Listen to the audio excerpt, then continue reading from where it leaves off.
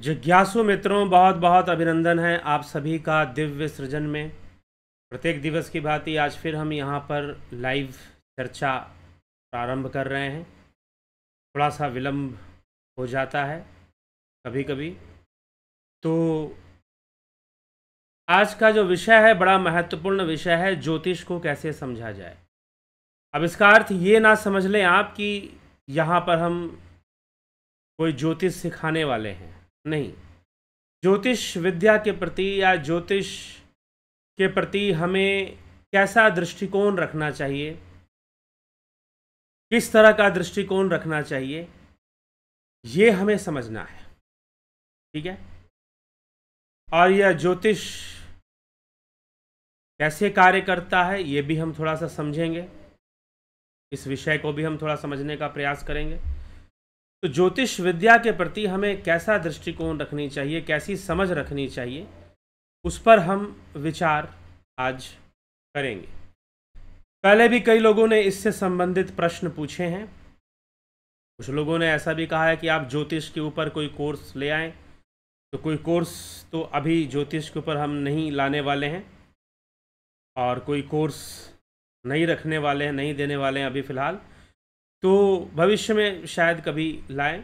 ज्योतिष एक बहुत ही विशाल विषय है, बहुत बृहत विषय है, और ये ऐसा भी नहीं है कि किसी 1-2 महीने के कोर्स से आप इसको पूरा समझ लें या जान लें। वर्षों लगता है व्यक्ति को बहुत कुछ समझने में। चलिए,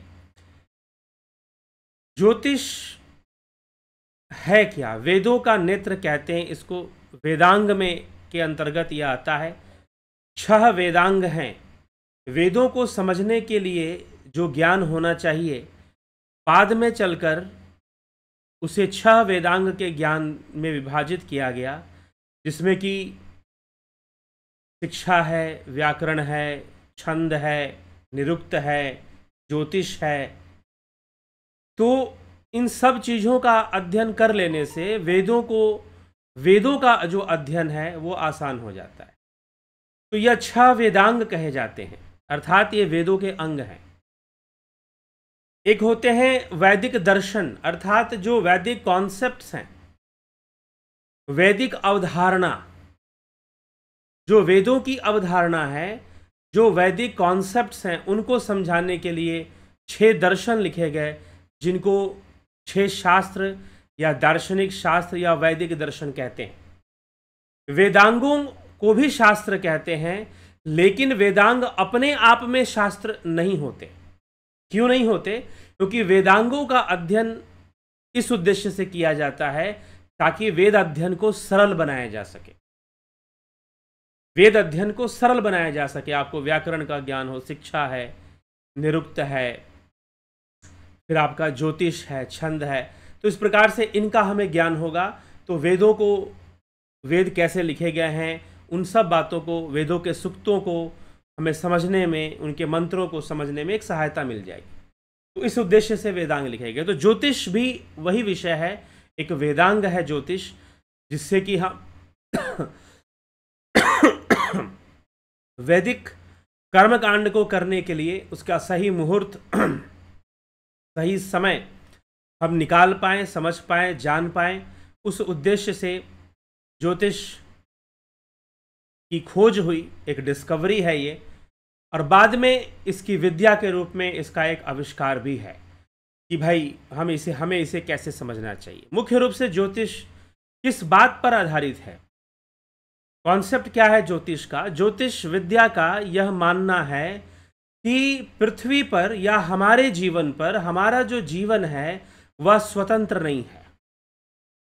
ज्योतिष विद्या, अगर हम इसकी फिलॉसफी को समझें तो यह सांख्य पर निर्भर है।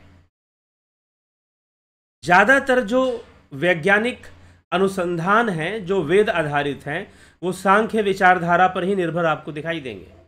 अब चाहे आप आयुर्वेद ले लो, आयुर्वेद पूरी तरह से सांख्य मत पर निर्भर है,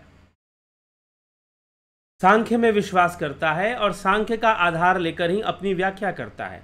तो अगर आप आयुर्वेद के दर्शन, आयुर्वेद की फिलॉसफी को पढ़ेंगे या आयुर्वेद को ही पढ़ेंगे, तो जैसे सांख्य में 3 गुण बताए गए हैं, तो उन 3 गुणों का आधार लेकर ही 3 विकार हो जाते हैं, और भी कई तरह के 3 चीज़ें हो जाती हैं। आपको आयुर्वेद में वर्णन मिलेगा, आयुर्वेद में उसी प्रकार से वर्णन आपको मिलना शुरू हो जाएगा, सांख्य आधारित वर्णन। तो ज्योतिष भी कर्म प्रधान विद्या मानी जाती है, और ज्योतिष का मानना है कि चीजें आपस में अपने आप में स्वतंत्र नहीं होती हैं। जो वस्तुएं हैं संसार में, चाहे वो स्वयं पृथ्वी हो या पृथ्वी वासी हो, कोई भी विषय, कोई भी वस्तु अपने आप में स्वतंत्र नहीं होती है, बल्कि वो प्रभावित होती है। उसकी जो स्वतंत्रता भी है, वो कहीं ना कहीं जो स्वतंत्रता अनुभव कर रहा है, जो लग रहा है, जैसे कि मनुष्य को लगे कि मैं स्वतंत्र हूं खाने के लिए, नहीं स्वतंत्र है खाने के लिए। कुछ लोगों को लगता है कि हम अपनी मर्जी से जिंदगी जिएंगे, इट्स माई लाइफ,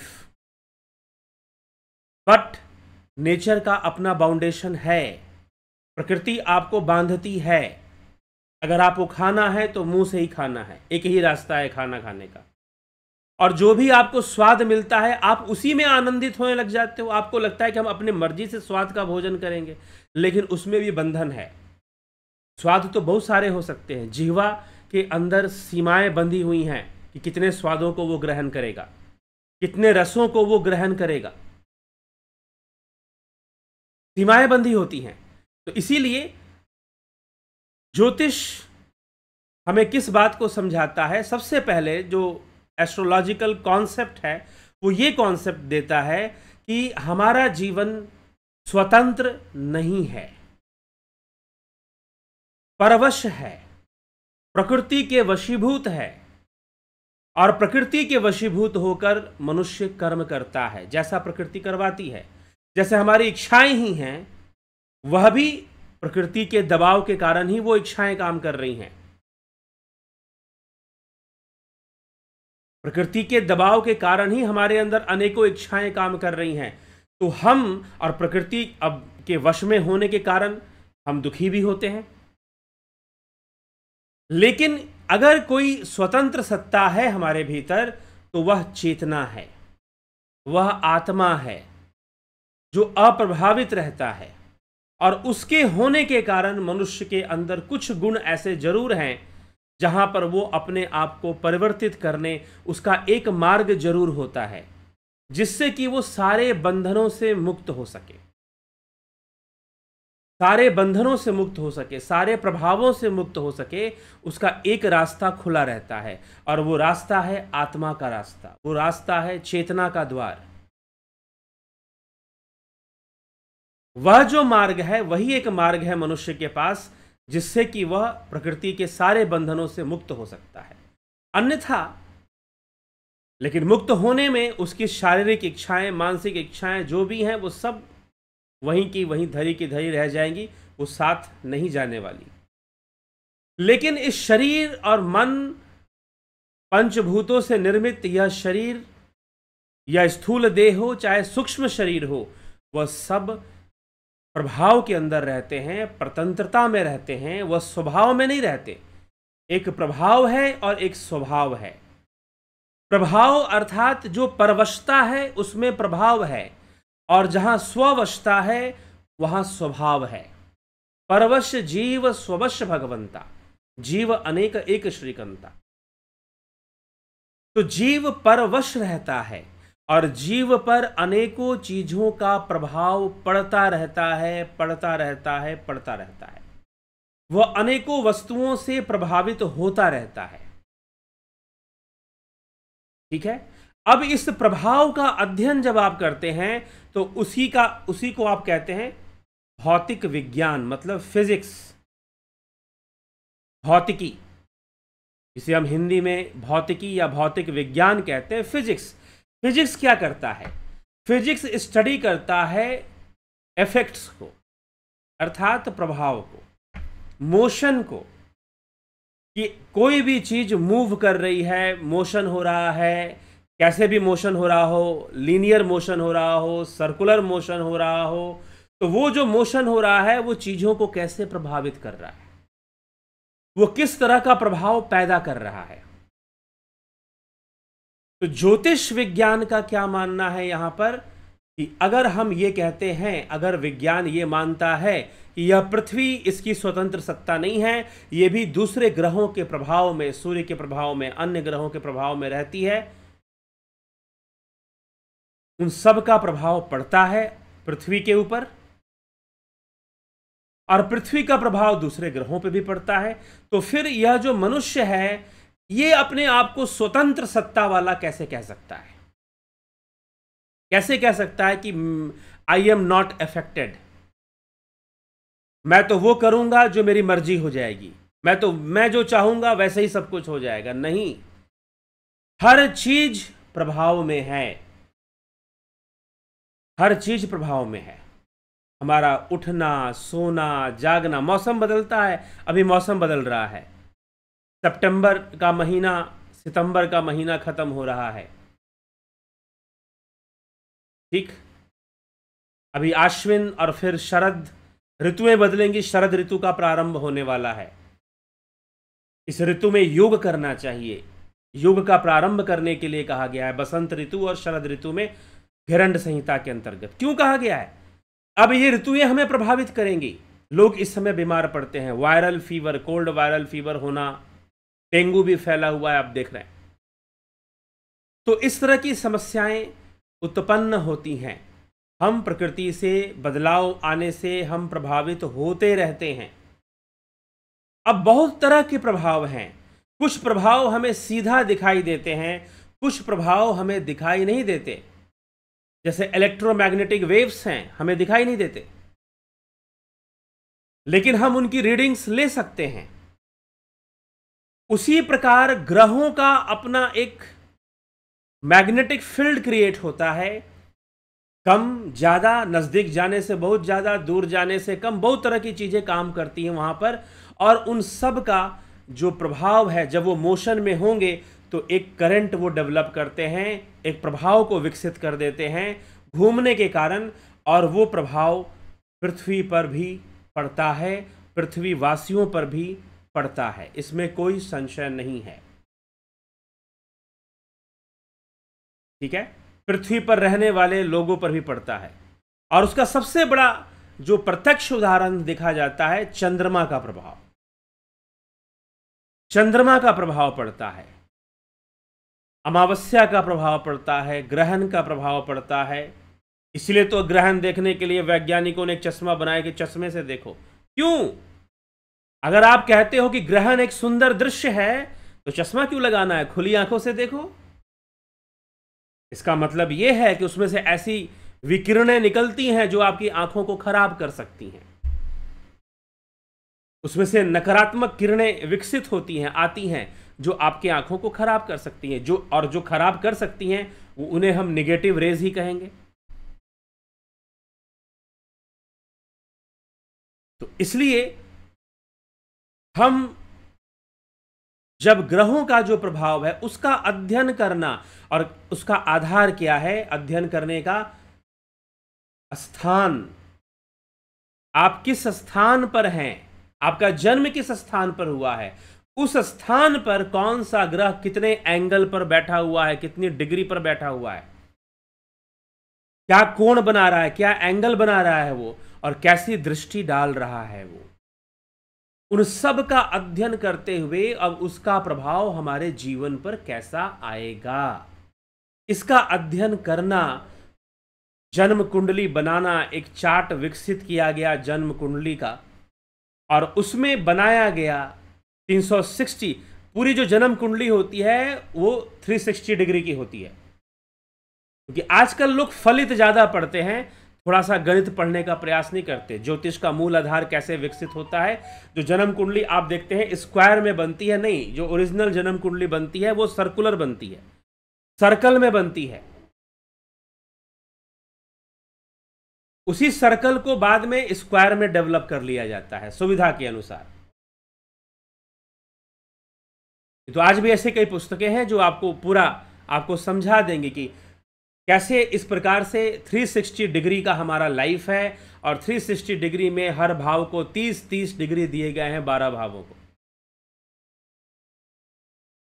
तो अब इसके प्रभाव का अध्ययन करना कि अलग अलग ग्रहों में एक व्यक्ति का जन्म जिस स्थान पे हो रहा है और जन्म के समय जब वो मां के गर्भ से बाहर निकल रहा है उस समय उसके ऊपर जो पहला प्रभाव पड़ रहा है ग्रहों का, उसका अध्ययन कर लेना और उसके अनुसार उसकी तुलनात्मक रूप से बाद में उसी का आधार लेकर अध्ययन किया जाता है कि इस समय वर्तमान में आप कहां पर हैं और वहां ग्रहों का क्या प्रभाव पड़ रहा है और आपका जन्म किन ग्रहों के प्रभाव में हुआ है। उसके आधार पर गोचर का अध्ययन किया जाता है कि गोचर में कौन से ग्रह चल रहे हैं, कैसा प्रभाव देने वाले हैं और जन्म के समय किन ग्रहों के प्रभाव में जन्म हुआ है। तो ये सारा अध्ययन करना और मनुष्य के जीवन के बारे में कि जब ऐसे ग्रह इस तरह से हैं तो वो इस ढंग से प्रभावित करेंगे, ऐसा ऐसा प्रभाव डालेंगे, इस तरह का जीवन निकलेगा, ऐसी ऐसी चीजें सामने आएंगी। अब इसकी एक गाइडलाइंस, हम समझते हैं कि ज्योतिष एक ऐसी विद्या है जिसका काम है भविष्यवाणी करना, भविष्यवाणी कर दे कि भाई ऐसा होगा, भविष्यवाणी कर दे कि वैसा होगा। लेकिन ज्योतिष वास्तव में एक गाइडलाइंस है कि आपको जीवन में कैसी सोच रखनी चाहिए, जीवन में कैसे कर्म करने चाहिए। केतु ग्रह आपको बताता है कि जीवन में हमें कैसी साधना करनी चाहिए, कैसा वैराग्य रखना चाहिए। जिस भाव में केतु बैठे उस भाव के प्रति हमें वैराग्य रखना चाहिए, वहां से ज्यादा उम्मीद नहीं रखनी चाहिए और हमें साधना करना चाहिए। अगर व्यक्ति आध्यात्मिक जीवन जीना शुरू कर दे तो जिस भी भाव में केतु बैठा है वहां से सकारात्मक परिणाम मिलने शुरू हो जाते हैं। तो ज्योतिष हमें अंततः ज्योतिष भी पुरुषार्थ चतुष्टय के सिद्धांत को मानता है। भारतीय धर्म ग्रंथ में जितने भी शास्त्र हैं, स्मृतियां हैं, वह पुरुषार्थ चतुष्टय को मानती हैं। यहां तक कि वात्स्यायन का काम शास्त्र भी पुरुषार्थ चतुष्टय को ही मानता है। धर्म अर्थ काम मोक्ष, धर्म अर्थ और काम मोक्ष प्राप्ति के साधन बनते हैं।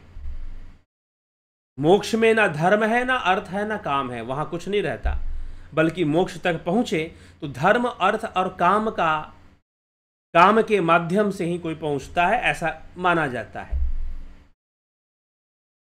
इसके आधार पर वात्स्यायन ने अपने काम शास्त्र की चर्चा भी शुरू की है, ऐसा कहा जाता है। ज्योतिष भी इसके आधार को लेकर चलता है। इसलिए जन्म कुंडली का 4 विभाजन होता है। धर्म के घर होते हैं धर्म त्रिकोण, अर्थ त्रिकोण, काम त्रिकोण और मोक्ष त्रिकोण, ऐसे त्रिकोण बनते हैं जन्म कुंडली के अंदर। तो मनुष्य को कर्म करना पड़ता है। ज्योतिष विद्या कर्म प्रधान विद्या है, यह ध्यान रखिएगा। ज्योतिष ऐसा नहीं है कि ऐसा भविष्यवाणी कर दिया गया तो ऐसा होगा, अरे अब ये भविष्यवाणी हो गई। हमने ज्योतिष को बहुत बिगाड़ दिया है, उसके अर्थ को बहुत बिगाड़ दिया है, गलत प्रचार हो गया है उसके विषय में कि शायद ज्योतिष विद्या का उद्देश्य भविष्यवाणियां करना है। भविष्यवाणी करने से ज्यादा आपको सबसे पहली बात कि आपके जीवन में एक गाइडलाइंस मिलता है कि हमें कैसी समस्याएं हमारे जीवन में सामने आ सकती हैं, किन बातों के लिए हमें सतर्क रहना चाहिए। और हमें आध्यात्मिक जीवन ऐसा है जिससे कि हमारी चेतना का विकास होता है, और चेतना एक ऐसा तत्व है जो ग्रहों के प्रभाव में नहीं आता। वह आत्म तत्व कभी भी ग्रहों के प्रभाव में नहीं आता, वह अप्रभावित रहता है। तो अंततः मनुष्य को मोक्ष मार्गी बनना चाहिए, आत्मज्ञान के मार्ग पर चलना चाहिए। ज्योतिष विद्या भी हमें यह संकेत करती है। साथ ही अगर कुछ ग्रह बुरे हैं तो हमें अच्छे कर्म करने चाहिए जिनसे कि उनके बुरे प्रभाव को हम थोड़ा कम कर सकें। और हम ज्योतिष का यह प्रथम मानना है कि वास्तव में तो मनुष्य का जीवन कर्म प्रधान है। कर्म प्रधान विश्व रचि राखा, जो जस करई सो तस फल चाखा। ग्रहों को जानकर ज्योतिष के माध्यम से आपको बस इतना पता चलेगा कि हमें इस दिशा में हमें कुछ ऐसे कर्म हैं हमारे जिनका बुरा फल हमें भोगना है। ऐसे कर्म हमारे हैं जिनका बुरा फल हमको भोगना है। कुछ हमें ऐसा ऐसा एक गाइडलाइंस मिल जाएगा, कुछ गाइडलाइंस मिल जाएगा कि ये चीज तो हमारे जीवन में सरलता से चलेगी, ऐसा सामर्थ्य तो हमें ग्रह दे रहे हैं। कुछ इसका भी नॉलेज हमें मिल जाएगा, इसका भी ज्ञान मिल जाएगा। लेकिन कई बार मनुष्य ऐसी चीजों के पीछे भागता है जो खासकर विशेषकर जिस एक्सिस में आपका राहु केतु होता है, आप उन चीजों के पीछे, ठीक जिस घर में केतु होगा, जैसे ही राहु की दशा शुरू होगी, राहु की दशा में ज्यादातर लोग उस विषय को लेकर परेशान होते हैं जिस घर में केतु बैठा होता है। राहु की दशा में केतु वाले घर के, केतु जिस घर में बैठेगा और राहु की जब दशा चलेगी तो केतु वाले घर के विषय को लेकर आप परेशान रहेंगे।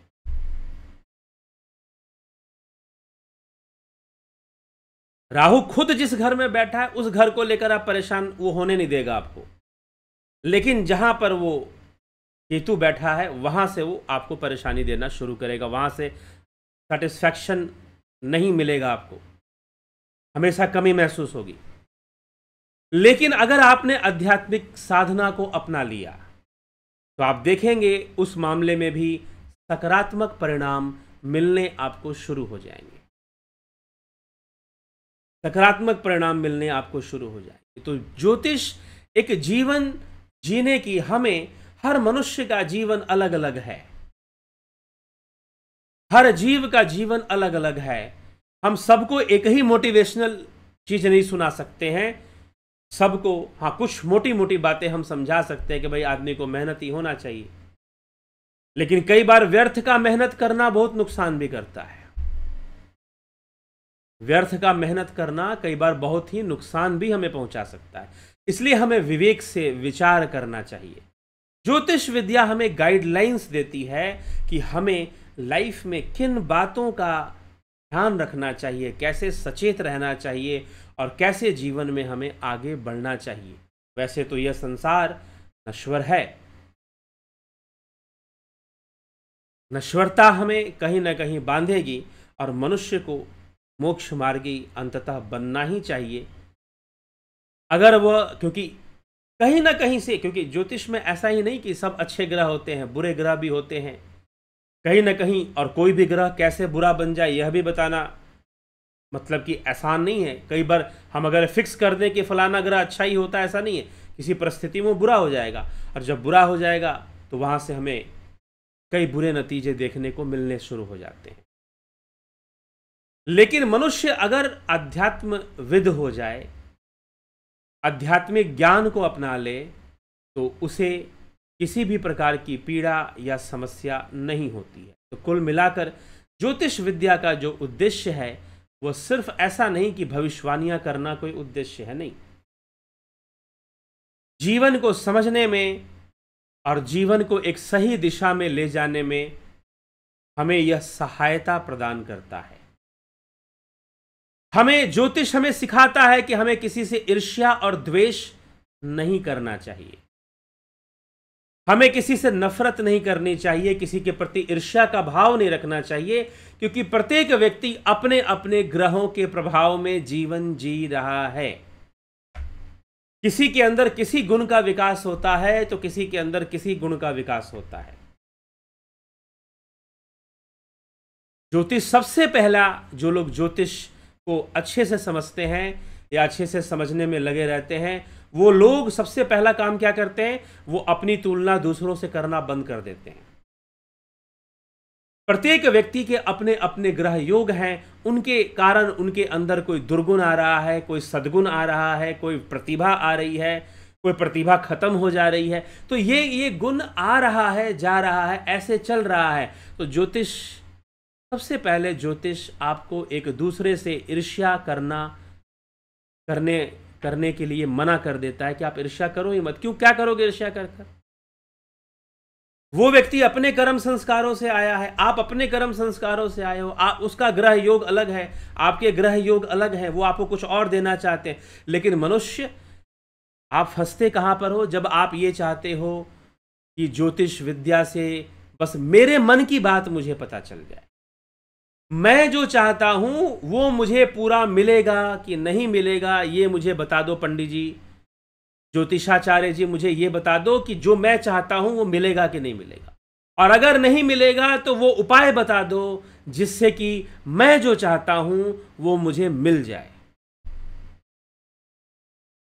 ऐसा दृष्टिकोण लोग रखते हैं ज्योतिष के प्रति, इसीलिए दुखी होते हैं। और बेचारा ज्योतिषी कई बार धन के लालच में, और कई बार अपने आप को, भाई ये जो कह रहा है इसी के सपोर्ट में मैं बता देता हूं सब चीज, इसी के समर्थन में बता देता हूं, इसको उपाय चाहिए, ये चाहता है कि ये जो है करोड़पति बने और ऐसे बन जाए, ऐसे इसके पास, इसको उपाय चाहिए, चलो बता ही देते हैं, कम से कम अभी तो मुझे पैसा दे देगा, फीस दे देगा। तो लोग ज्योतिष के पास जाते हैं अपनी बात मनवाने के लिए, बस यहीं पे गड़बड़ हो जाता है। आप ज्योतिषाचार्य के पास जाइए तो आप आपको पता चलता है कोई जानकार ज्योतिष हैं, तो उनसे गाइडलाइंस मांगिए कि मुझे क्या करना चाहिए। कैरियर के बारे में पूछना है तो ये मत बोलिए कि मुझे तो यही करना है, यह बोलिए कि क्या, किस दिशा में अगर कैरियर बनाऊं तो कैसे अच्छा रहेगा, थोड़ी गाइडलाइंस दीजिए मुझे। लेकिन ज़्यादातर लोग गाइडलाइंस नहीं मांगते हैं, ज़्यादातर लोग अपनी बात मनवाना चाहते हैं कि हम ये चाहते हैं तो इसी का रास्ता हमें मिल जाए, कोई उपाय मिल जाए, कोई कुछ हो जाए। करने वाले उपाय भी कर देते हैं, लेकिन जो परेशानियां ग्रह जो निश्चित करते हैं, कई बार हमें उसका सामना करना ही पड़ता। ठीक है, तो एक स्वीकार्य ज्योतिष हमें कई चीजों को स्वीकारना सिखाता है कि जीवन में ये परिस्थिति है तो इसे हमें स्वीकारना ही है, इसे हमें स्वीकारना ही है। इसके साथ बहुत लड़ना झगड़ना या जूझने से कुछ मिलने वाला नहीं है, स्वीकार कर लेने में ही भलाई भलाई है बस। तो ज्योतिष हमें यह भी मार्गदर्शन कर देता है। तो इसीलिए ज्योतिष का जो उद्देश्य है वो कुछ और है। यह विद्या फिजिक्स की तरह काम करती है, ठीक है, यह अंदाजे पे नहीं चलती है। हाँ, गेस किया जाता है, लेकिन गेस करने का आधार होता है, ऐसे ही कुछ अनुमान लगा लिया ऐसी बात नहीं है। इसलिए जो अनुमान है, इन्फरेंस जो होती हैं, वो क्या होती हैं? इन्फरेंस एक प्रूव है, एक प्रमाण है अपने आप में, वो डिपेंड करता है परिस्थितियों पर। तो सबसे पहले ज्योतिष के प्रति अपना दृष्टिकोण बदलिए। ये नहीं कि हम ऐसा चाहते हैं तो वही हमें मिलना चाहिए, नहीं। तो आपको जो बेहतर मिलना है, जो बेस्ट मिलना है, उससे आप वंचित हो जाएंगे, फिर संघर्ष जीवन में बढ़ जाएगा, जबरदस्ती की बातें शुरू हो जाएंगी फिर। ठीक है, तो ये हमें विचारणीय है। इसलिए कई लोग मुझे भी संपर्क करते हैं कुछ अपनी बातें जानने समझने के लिए, कंसल्टेशन के लिए। अगर आप कंसल्टेशन चाहते हैं तो संपर्क कर सकते हैं, उसका शुल्क लगेगा, लेकिन कुछ जानने के लिए, कुछ गाइडलाइंस के लिए आप संपर्क कीजिए। ये ना कि फिक्स करके चलिए कि हमें तो ऐसा ही चाहिए और कोई उपाय मिल जाए हमें कि ऐसा ही हो। ठीक है, तो इस तरह की सोच हमें ज्योतिष के प्रति नहीं रखनी चाहिए, और सही विचारधारा अगर हम रखेंगे तो सही लाभ उठाएंगे। अभी पीछे में कुछ महीनों पहले की बात है, मैं टीवी पर देख रहा था कि कोई डिबेट चल रहा था, 4 ज्योतिषाचार्य ऐसे बैठे थे, 4 ज्योतिषाचार्य ऐसे बैठे थे, और दोनों आपस में लड़ रहे थे, डिबेट कर रहे थे, बहस कर रहे थे। मैच चल रहा था, कोई इंडिया पाकिस्तान या फिर इंडिया इंग्लैंड या कहीं पर भी कोई भारत देश का मैच चल रहा था। एक तरफ के 4 ज्योतिष बोल रहे थे कि भारत आज मैच जीतेगा, एक तरफ के 4 ज्योतिष बोल रहे थे कि भारत आज मैच हारेगा, जितना संभव नहीं लग रहा है। दूसरे बोल रहे थे कि जीतेगा, दूसरे बोल रहे थे कि हाँ। मुझे ये समझ में नहीं आ रहा था कि ये ज्योतिष लोग, ये मीडिया वालों के इस चक्कर में क्यों पड़ गए हैं। ये पड़ गए इस चक्कर में कि अगर हमारी भविष्यवाणी सही हो गई तो फिर हमारा रेपो बढ़ जाएगा, लोग हमारे पास आएंगे। ज्योतिष का ये काम नहीं है कि मैच इंडिया जीतेगा कि मैच इंडिया हारेगा ये बताए। ठीक है, और 4 ज्योतिष हैं। अब इसमें ठीक है, लोग देख रहे हैं टीआरपी बढ़ रही है, लेकिन ज्योतिष विद्या को बदनाम किया जा रहा है। इस तरह के शो ऑर्गेनाइज कर कर ज्योतिष विद्या को बदनाम करने की कोशिश की जा रही है कहीं ना कहीं। तो इसीलिए यह गुप्त विद्या है, इसे ऑकल्ट साइंस भी कहते हैं। इसका इस तरह से प्रदर्शन या प्रचार नहीं होना चाहिए। ठीक, तो जब हम इसका सदुपयोग करेंगे, जब ये ऑकल्ट है, गुप्त है, तो इसका उसी ढंग से प्रयोग होना चाहिए। जब हम इसका सदुपयोग करेंगे तो निश्चय ही हम इससे लाभान्वित होंगे और हम बहुत सारे मामलों में बहुत अच्छे से लाभान्वित हो पाएंगे। नहीं तो हम भारी नुकसान भी झेल सकते हैं। तो ज्योतिष के संदर्भ में जब हम विचार करें या अपनी जन्म कुंडली कहीं पर दिखाएं या खुद हम इसका अध्ययन करें, तो हमें इन सब बातों को समझ कर चलना चाहिए। ये नहीं कि सिर्फ भविष्यवाणियाँ और चमत्कार दिखाना ज्योतिष का कोई उद्देश्य है, नहीं। एक जीवन में एक दिशा का प्राप्त होना, ये सब हमें लाभ मिलते हैं। फिर भी आप यह निश्चित करके चलिए कि ज्योतिष विद्या ग्रहों के प्रभाव का अध्ययन करते हुए हमें एक दिशा देता है। लेकिन ऐसा नहीं, ज्योतिष का ये मानना नहीं है कि आपके जीवन में जो घटनाएं घट रही हैं उसके पीछे ग्रह हैं। हाँ, ग्रह बस संकेत कर रहे हैं। आपके जीवन में घटने वाली घटनाओं के पीछे आपके कर्म हैं। यह ज्योतिष विद्या का भी मानना है कि कर्म ही है, कर्मों का फल ही आपको भोगना है। ग्रह तो बस बता रहे हैं, आपकी थोड़ी सहायता कर रहे हैं। ज्योतिष का खोज हो जाने के कारण हमें पता चल जाता है कि भाई इस दिशा में हमें बुरे कर्मों का फल मिलने वाला है, इस दिशा में हमें नुकसान झेलने वाले हैं, कुछ हमें संभल के रहना चाहिए, हमें अपने कर्म अच्छे करने चाहिए, हमें सदकर्म की ओर बढ़ना चाहिए, ताकि हम जो बुरे फल मिलने वाले हैं उनकी जो धार है वो थोड़ी कुंठित हो जाए। तो यह हमें विचारणीय है। बस ज्योतिष आपको आपके जीवन को सरल बनाने में थोड़ी सहायता करता है। ठीक, तो हम जब इस बात को समझेंगे तो ज्योतिष हमें लगेगा कि भाई ज्योतिष भी हमें कहीं ना कहीं मोक्ष की ओर ले, इसलिए इसे अध्यात्म विद्या भी कहते हैं। ज्योतिष को अध्यात्म विद्या भी कहते हैं। ज्योतिष जीवन में व्यर्थ की भागदौड़ बंद करवाता है। एक लड़का था, क्या हुआ, उसका किसी लड़की के साथ प्रेम प्रसंग चलता था। अब वो कुछ ऐसी परिस्थितियां बनी कि दोनों को अलग होना पड़ा। लड़का बहुत इमोशनल, बेचारा बहुत भावुक हो गया। वो आया कि मुझे लड़की चाहिए, आप कोई उपाय बता दीजिए।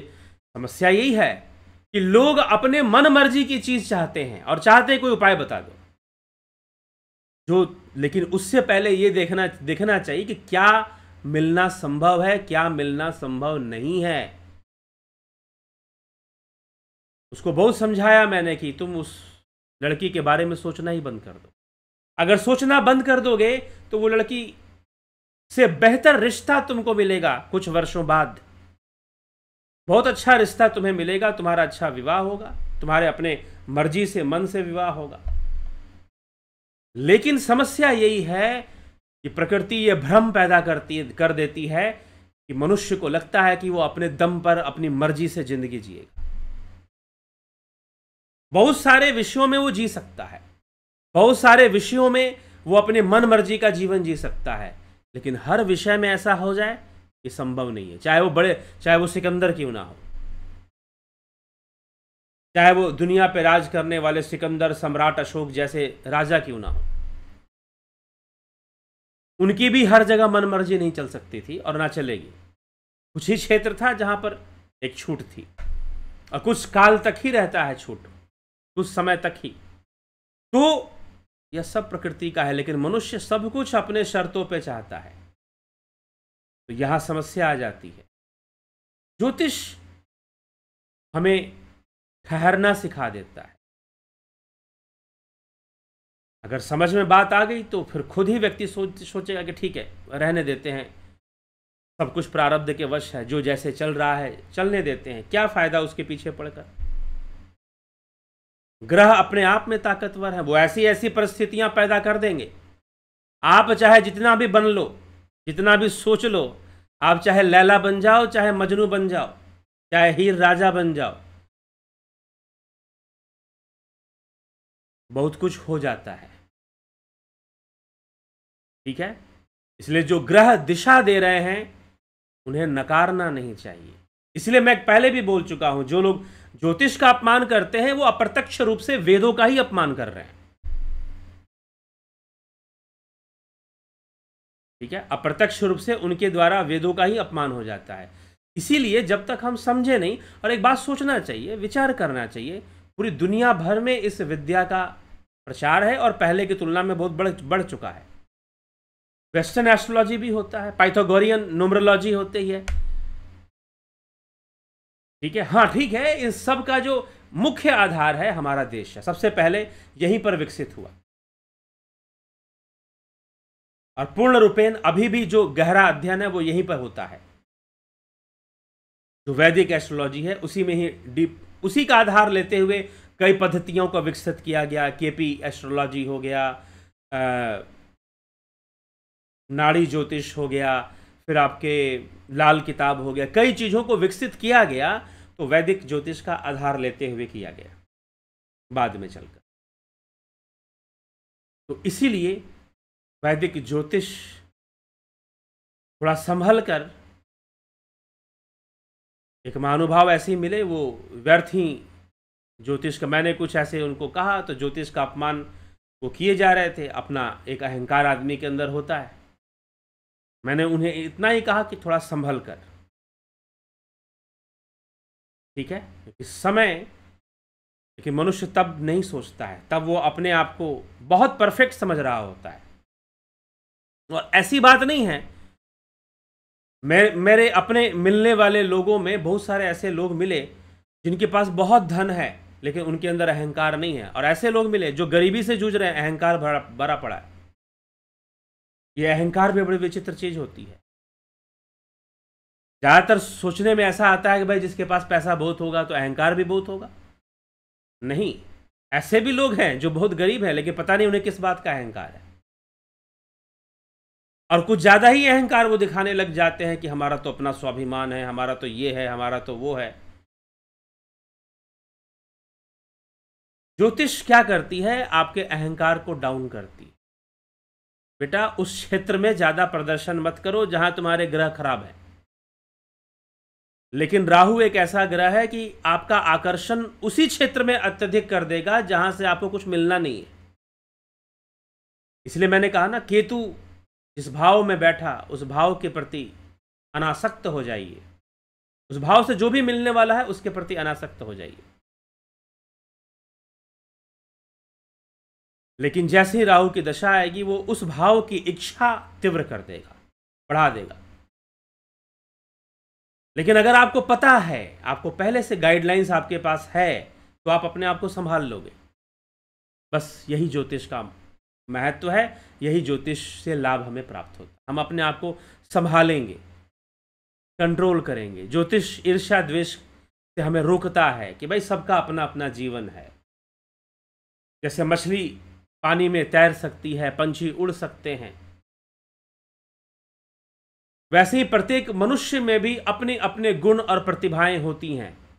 ग्रह बता देते हैं कि भाई इस क्षेत्र में यह व्यक्ति बहुत प्रतिभावान हो सकता है, उस क्षेत्र में नहीं हो सकता है, उस क्षेत्र में उसको नुकसान देखना है, इस क्षेत्र में लाभ मिलना है। तो व्यक्ति अपने ऊपर केंद्रित होता है, फिर दूसरों से कंपेयर करने के बजाय वो स्वयं को देखना शुरू कर देता है कि मेरी लाइफ ऐसी है। ठीक है, वो अपने आप पर ज्यादा ध्यान देता है, फिर दूसरों से तुलना करने के बजाय। लेकिन जिसकी बुद्धि खराब हो चुकी है, कई बार लोग ज्योतिष में बिल्कुल विश्वास नहीं करते, कई बार ग्रह ही ऐसे होते हैं कि वो अविश्वास को पैदा कर देते हैं। ठीक है, और अंततः ज्योतिष का उपदेश है कि आप अगर अपने जीवन में पूर्ण संतोष चाहते हैं तो आप आध्यात्मिक हो जाइए, आप अनासक्त हो जाइए। क्योंकि व्यक्ति सबसे ज़्यादा परेशान या अपने जीवन में जो कमी होती है ना कि मुझे ये चीज़ जीवन में ना मिली, ज़्यादातर उस भाव से संबंधित होती है जहाँ पर केतु जाकर बैठता है। और अगर व्यक्ति अनासक्ति को स्वीकार कर ले, वैराग्य को धारण कर ले, आध्यात्मिक जीवन को धारण कर ले, परमानंद की ओर आगे बढ़ना शुरू कर दे, तो उसे फिर सब कुछ मिलना शुरू हो जाता है।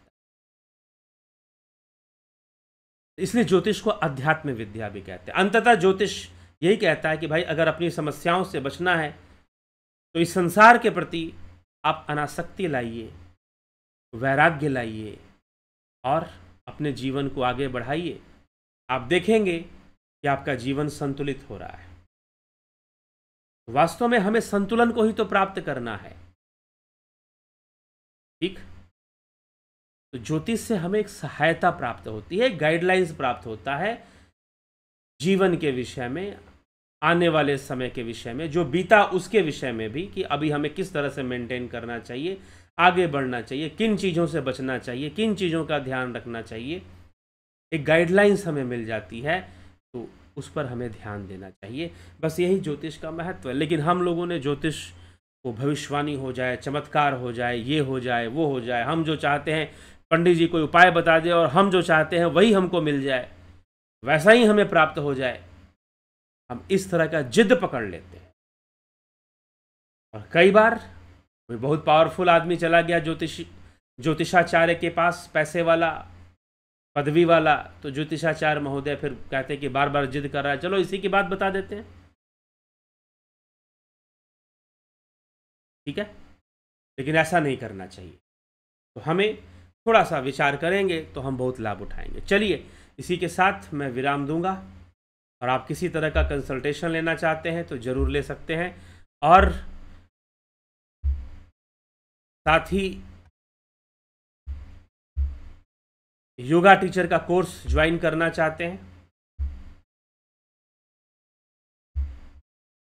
अगर आप योग शिक्षक का कोर्स ज्वाइन करना चाहते हैं, अगर आप ये कोर्स करना चाहते हैं तो आप संपर्क कीजिए। कुछ लोग कह रहे थे कि हमें फी ज़्यादा लग रहा है, इतना फी हम नहीं दे पाएंगे, फिर भी आप संपर्क कीजिए, ठीक है। फी तो ज़्यादा नहीं है, लेकिन आप फिर भी आपको ज़्यादा लग रहा है, ऐसा नहीं कि एक साथ ही सारा फी आपको देना है। 5 महीने का कोर्स है, आप इंस्टॉलमेंट में भी दे सकते हैं, इसकी छूट दी गई है। फिर भी आपको ज़्यादा लग रहा है और आप कोर्स करने के इच्छुक हैं, तो आप संपर्क कीजिए और कोर्स ज्वाइन कर लीजिए 10 अक्टूबर तक। किसी भी हालत में आप 10 अक्टूबर तक कोर्स को ज्वाइन कर लीजिए, जो लोग भी ज्वाइन करना चाह रहे हैं, ठीक है। तो योगा टीचर, योग शिक्षक का जो कोर्स है, ट्रेनिंग कोर्स है, सर्टिफिकेट एग्जाम के लिए यह कोर्स होता है, पढ़ाई होता है। और ज्ञानवर्धन तो होना ही होना है, ज्ञान का वर्धन तो इसमें होना ही होना है, ठीक है। तो जरूर आप इससे लाभ उठाइए। चलिए, संपर्क करना है तो इस नंबर पर आप संपर्क करेंगे।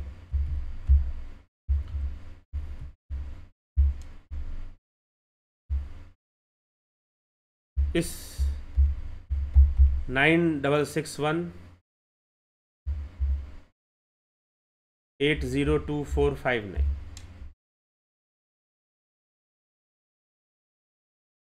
ठीक है। तो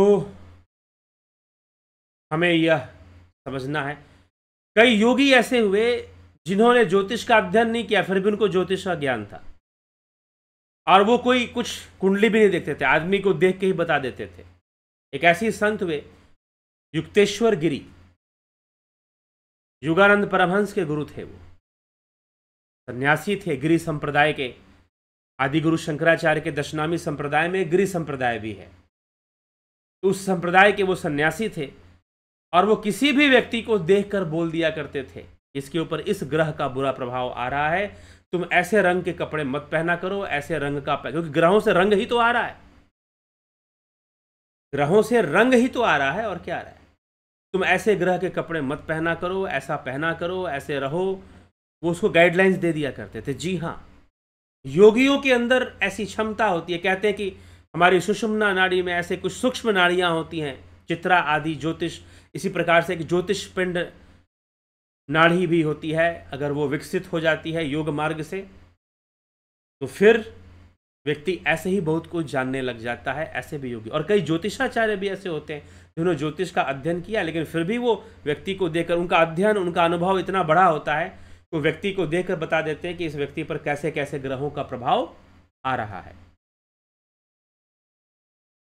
ठीक है, तो हमें यह विषय प्रमाणित होती है, योग मार्ग से भी प्रमाणित होती है, इसलिए मैंने आपको यह बताया।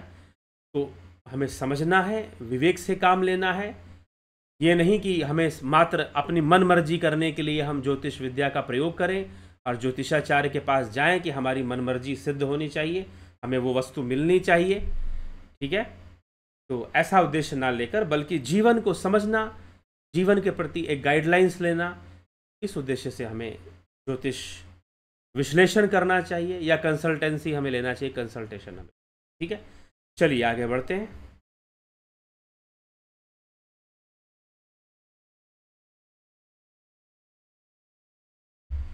तो अमन कक्कर जी, अवधेश कुमार, नरेंद्र माकुड़े, गंभीर शाह जी, संतोष कुमार, योगेश खैरनर, राजू पाल जी, जे जयसवाल जी, योगेंद्र पंडित जी, भरत शबलानी जी, लाज विराट, विक्रम सिंह, कमलेश खैरनर, श्वेता राय सिन्हा जी, गोविंद प्रसाद नीमा, ईशा जी, पलकधारी राजभर, विमला शाह जी, माधुरी कोले, ट्रू इंडियन, सविता नायक जी, किशोर वैद्य, विनोद के सूद, AK त्यागी, कन्हई कुमार जी, गुमाना राम चौहान जी, रामविलास जी, अर्जुन पाटिल जी, मृदुला कुमारी जी, ट्रू इंडियन। क्या भाग्य को बदला जा सकता है? ज्योतिष की मदद से कर्मों को बदलकर या प्रारब्ध को बिल्कुल परिवर्तन लाया जा सकता है। ज्योतिष का यह विश्वास है कि अगर कोई ग्रह, हाँ कुछ ग्रह ऐसा होता है जो हमें फिक्स करते हैं कि ऐसा तो होना है, इस अवस्था से हमें गुजरना है, लेकिन फिर भी मनुष्य अगर उसके अनुकूल कर्म करना शुरू कर दे तो बुरे प्रभाव कम हो जाएंगे, निश्चित रूप से कम हो जाएंगे बुरे प्रभाव। जहां पर बहुत भारी नुकसान झेलना था वहां नुकसान कम हो जाएगा।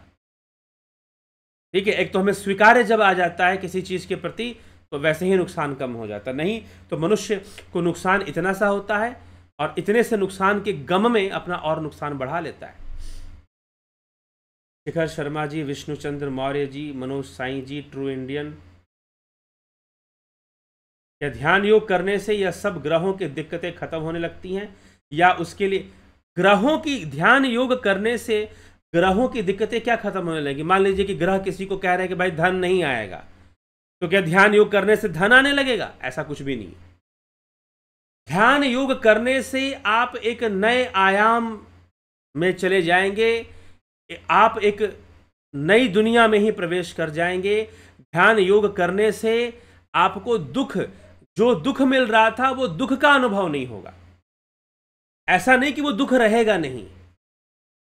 मान लो किसी का विवाह नहीं हुआ, बेचारा विवाह ना होने के कारण दुखी है, मान लीजिए ऐसा, तो ऐसा नहीं है कि ध्यान योग करेगा तो उसका विवाह हो जाएगा। ठीक है, ध्यान योग करेगा तो उसको वह दुख दुखी नहीं करेगा, वह एक अलग आनंद के गोते लगाने लगेगा, परमानंद में वो खोने लगेगा, जिसके सामने विवाह होना ना होना बहुत ही मामूली सी बातें हैं। इसलिए ग्रहों का प्रभाव चेतना पर नहीं है, आत्मा पर नहीं है। आत्मा के नीचे जितनी भी चीजें हैं जो पंचभूतों से निर्मित हैं, जो मन बुद्धि अहंकार का क्षेत्र है, उनमें सब पर प्रभाव जाएगा, लेकिन वह जो पुरुष तत्व है वह उससे निर्लिप्त है, अप्रभावित है। ठीक है, तो ध्यान योग करने से कि कोई भी दुख हो, सांसारिक रूप से जितने भी दुख है, उन सब में शांति मिलेगी, उन सब में शांति मिलेगी। तो जब शांति मिलेगी तो जो दुख था अपने आप कम हो जाएगा, और जब कम हो जाएगा तो आप सही ढंग से जीवन जिएंगे, तो फिर बाकी चीजों में लाभ भी मिलना शुरू हो जाएगा। जी हाँ, फिर जो नहीं हो रहा था वो भी होने लगेगा, बात सही है। लेकिन अगर हम चमत्कारी ढंग से अगर ऐसा सोचें कि भाई कोई बुरा ग्रह प्रभाव डाल रहा है तो वो अचानक से खत्म हो जाएगा, ध्यान आपको ऐसी अवस्था में ले जाता है। तद्द्रष्टु स्वरूपे अवस्था नाम, ध्यान का उद्देश्य है स्वरूप की अवस्था को प्राप्त करना, स्वरूप की अवस्था में स्थित होना। ठीक, तो यह लाभ हमें मिलेगा। इसीलिए तो ध्यान करने के लिए ज्योतिष में भी कहा जाता है हमें ध्यान करना चाहिए, साधना करनी चाहिए। ठीक, अनासक्ति का अभ्यास करना चाहिए। नूतन भट्ट जी, भगवती पटेल जी, ब्रह्म कुमारी की वाणी, सुलेखा देवी जी, सुलेखा देवी जी, गुरु प्रणाम। रामविलास जी, जी सर आपकी बात 100% सत्य है। मुझे बृहस्पति शनि ग्रह को पानी में दर्द, गैस बनना, आँख से आंसू निकलना और अत्यधिक पीड़ा देते हैं। सुलेखा देवी जी, एक बार आत्मस्वरूप बनने का क्या फल मिलेगा? वो तो फल ही फल है। जहाँ आपको पूर्णता का अनुभव हो जाएगा, उसके ज्ञान के बाद जब संसार में आपको कुछ चाहिए ही नहीं, पूर्ण हो जाएंगे आप। आत्मज्ञान से आप पूर्णता को प्राप्त करेंगे। और कौन पूर्ण नहीं होना चाहता? काम पूर्ण, उसकी कोई कामनाएं रहेंगी ही नहीं। ऐसा नहीं कि वो अपनी कामनाओं को मार दिया, कामनाओं को मारा नहीं है, बल्कि वो काम पूर्ण हो जाता है जो आत्मज्ञान को प्राप्त करता है। हीरालाल यादव, ज्ञान आनंद, मंजीत शर्मा, घनश्याम सरोदे, दिनेश भाई डाभी, सतीश मास्टर जी, प्रेम सागर यादव, बहुत बहुत अभिनंदन है, स्वागत है आप सभी का दिव्य सृजन में। हम इसी तरह से आगे बढ़ेंगे और कार्यक्रम को विराम की ओर ले चलेंगे। कल फिर मिलेंगे किसी विशेष चर्चा को लेकर 9 PM लाइव चर्चा में। बहुत बहुत आभार आप सभी का। विषय आपको अच्छा लगे, जरूरी लगे, आप जरूर शेयर कीजिए, लोगों तक पहुँचे और उनके अंदर भी जागृति आए। बहुत बहुत आभार। ओम तत्सत।